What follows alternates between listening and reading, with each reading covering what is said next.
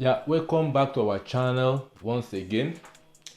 Today is going to be straightforward. We are going to be discussing on how you are going to get on your feet very fast when you arrive to the UK, maybe as students, as um, a worker, maybe you're just relocating.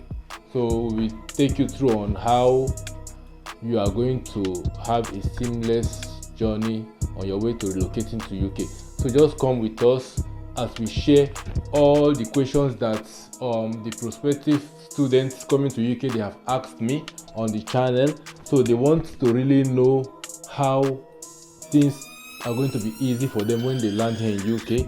So come with me. I'll be answering their questions. I have like 1, 2, 3, 4. I have up to like 6 questions here that I'll be trashing today.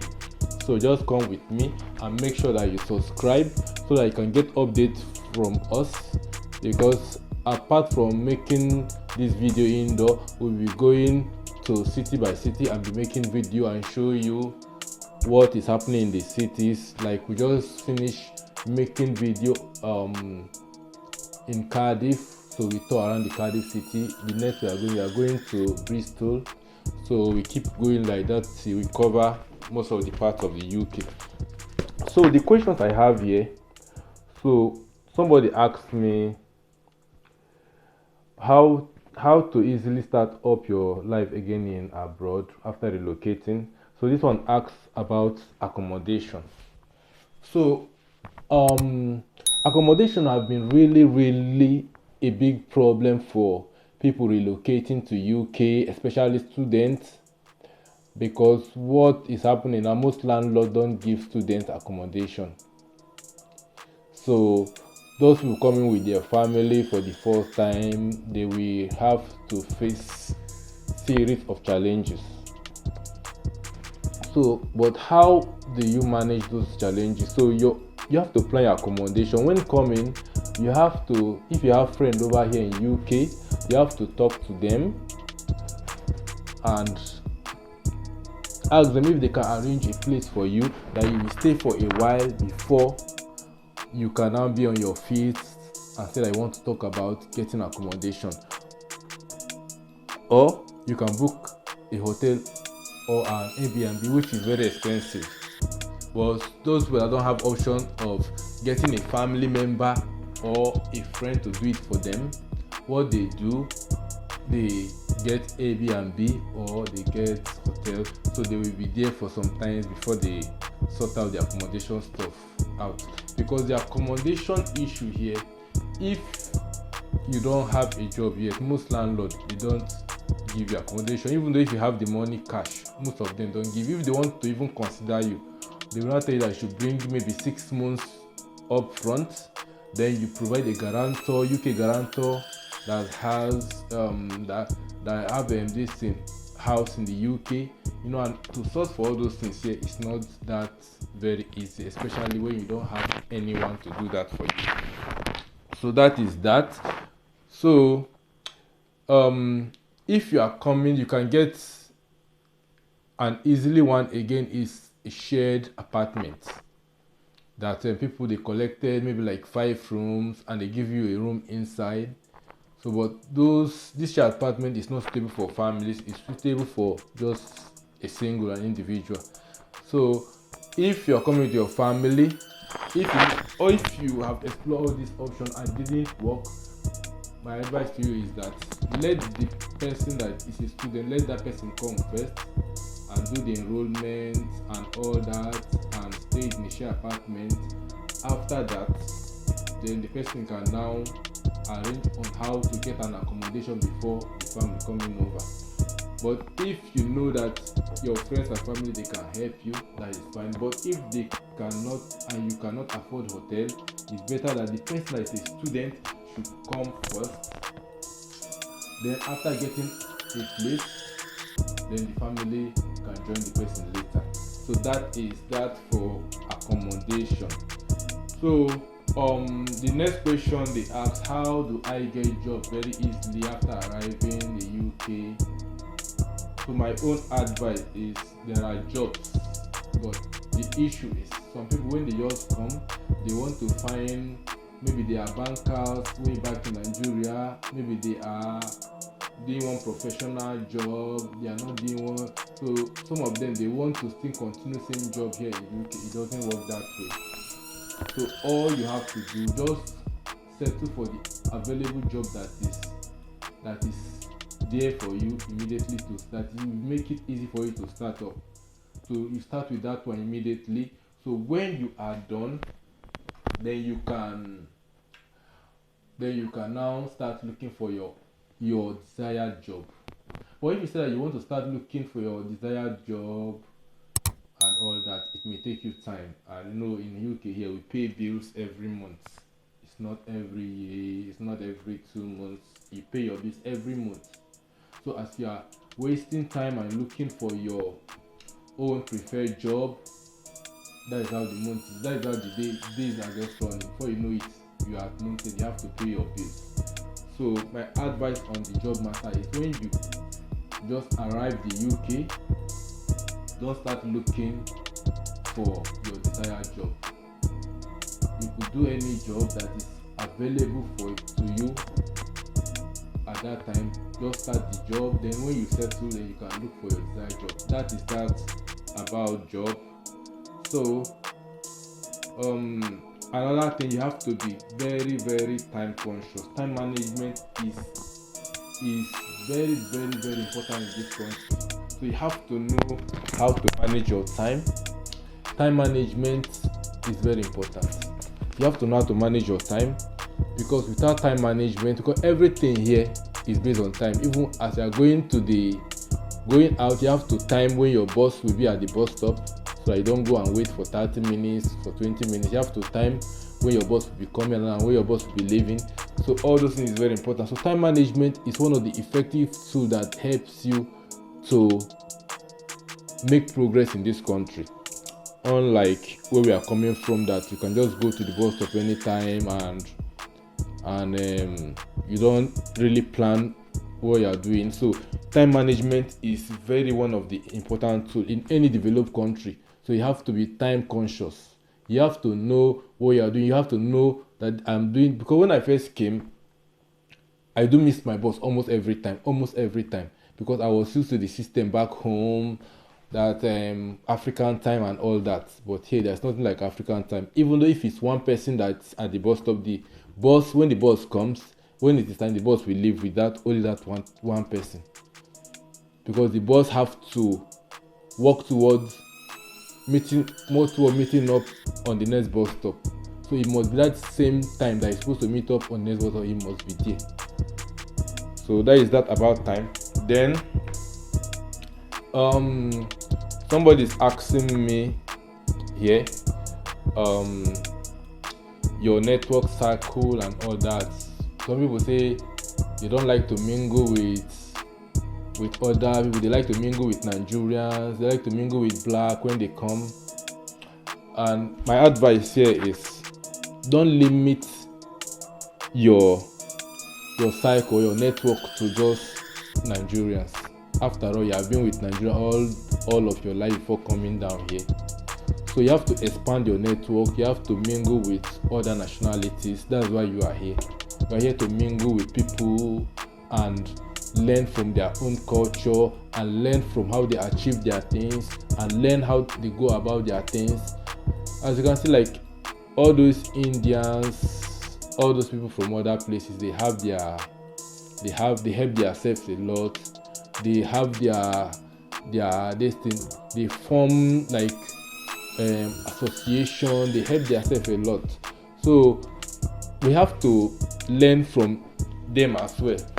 So as you mingle with other nationalities, it broadens your chances of survival, because them too, they will have something to offer you, and from there you can pick up any opportunity from there. So I do advise people, don't just limit your network to just Nigerians alone. So go as wide as mingling with other, and don't allow language barrier to limit you, because when you first arrive here, you will have the problem of language barrier. You may be thinking that, oh, you are good at English, you are that, but when you call, you'll be surprised that sometimes some of them will be speaking, you just be wondering, what are they talking about? That is how it is. That is how it is, because here in Wales where we are, most of them, they speak way too fast. Way too fast. But if that now limits you that, oh, I will be embarrassed because of my intonation, and I cannot flow along with them, I cannot flow like them, that means you are shooting yourself on the leg. Because as you are flowing with them, with time you keep blending. With time you know how to communicate with them and flow with them easily. So that will now broaden your chances as well. So it is very good. Don't just say language barrier and all that. Don't just say because of there's language barrier, they speak too fast, I don't understand them, I don't want to mingle with them. No, you have to force yourself. You have to force yourself and keep being around them, because you are here already. So you have to deal with it, that I'm going to live with these people for as long as I am here. So you have to learn how to go along with them. Thank God that it is English. It's not maybe you're speaking any other language. It's English. So you have to learn to live with them. So another thing, people are asking me of bills. Here, bills are the major engine that drive the economy of this place. So everybody here must pay bill on one way or the other. Even though some people, they say that students are not paying council tax, they do, but one way or the other, the British government will collect council tax from you, and either you are a student or you are a full-time worker or whatever it is, they will find a way to collect tax, because that is what that drive this the economic the economy. That is what that drive the economy here. So they don't have anything, they don't have any gold, they don't have any oil, they don't have any resources that drive the economy. Even though they are, I don't even see land for agriculture here. So they don't have any meaningful thing that drive the economy. So it's all those immigration fees, all those tax, all those vehicle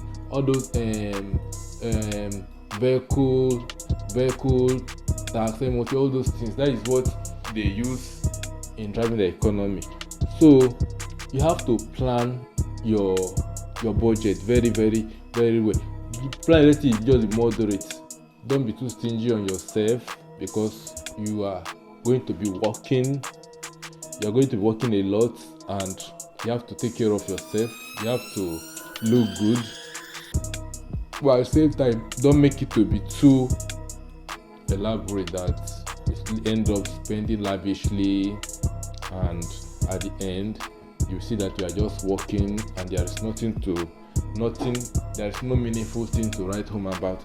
So on your living expenses, so just make it just moderate, so that at the end you know that you have a meaningful thing that you can look back and say, yes, this is why I am doing all this. And again, don't put all your eggs in one basket. Before living abroad, somebody are asking me that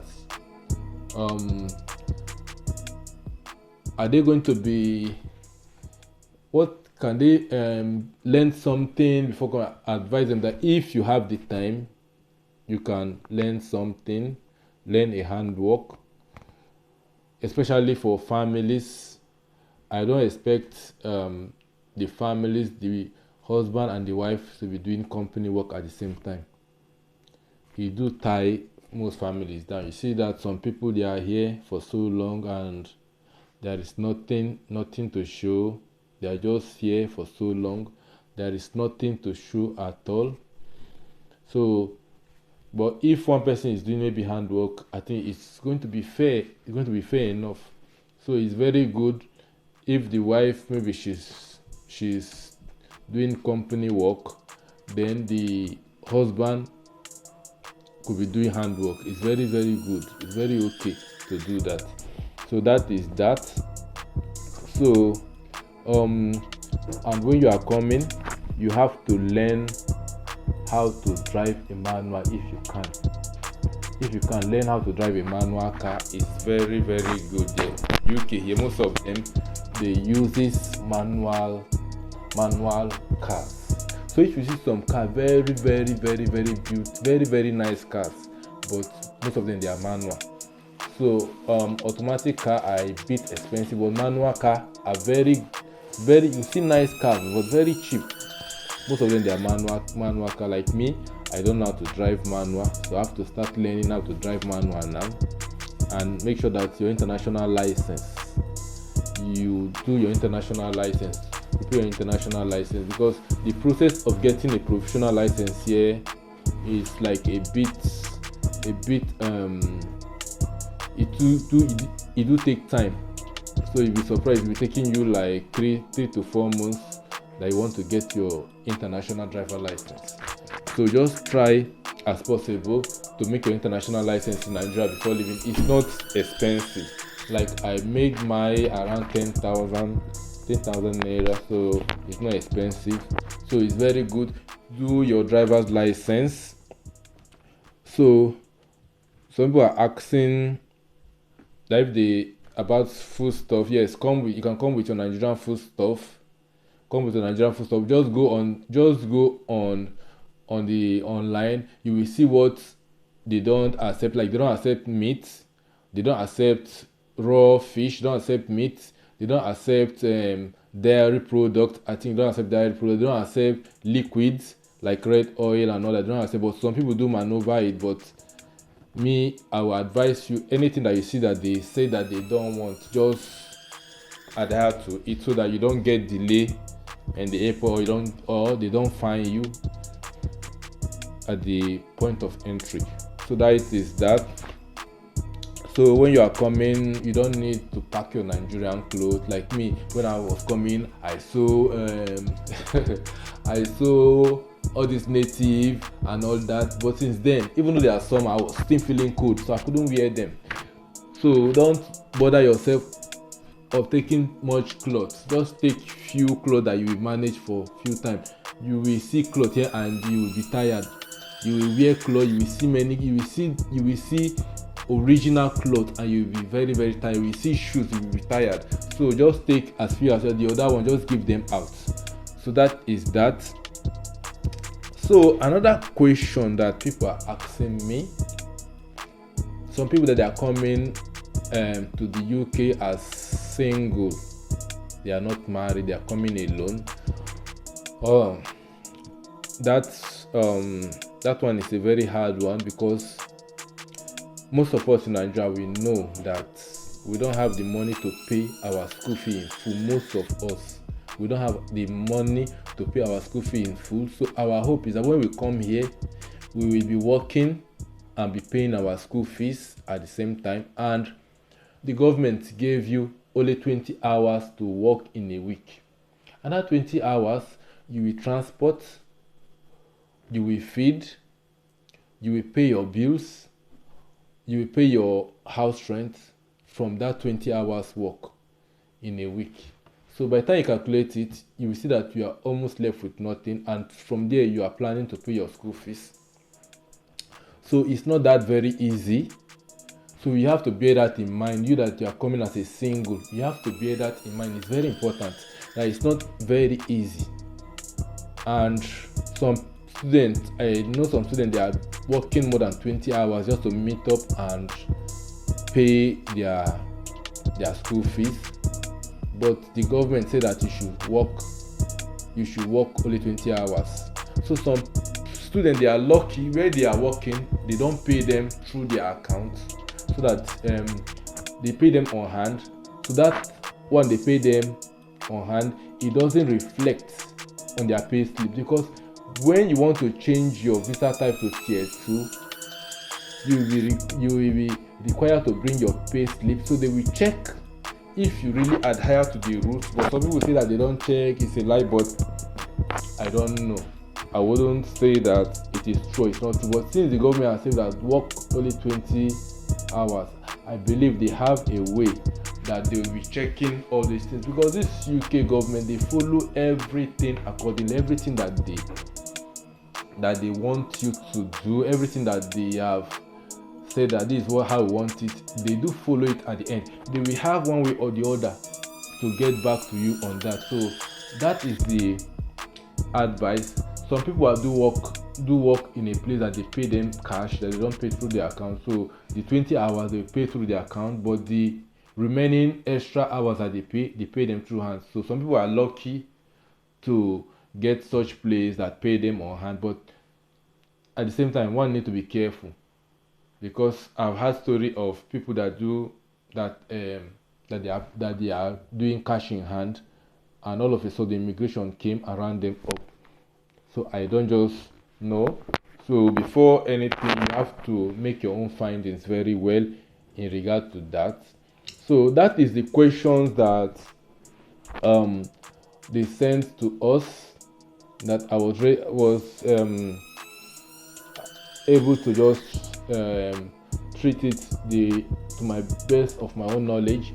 So if there is any other thing that you are looking at that you want us to talk on, just let us know. Just write us on the comment section, share our videos, send it to your loved ones, like our video, follow us, because we'll be bringing you more of this. We will be taking you from the next episode we'll be taking you around the cities. Like now we have just finished on Cardiff. We are just trying to put the videos together. So after Cardiff we are going to Bristol. So we are going to tour the beautiful city of Bristol and bring you the places that you would like to visit when you visit Bristol. Just follow us, like our videos, share our videos, and subscribe. We'll see you on our next episode as we go ahead from here. We thank you so much for listening and coming this far with us.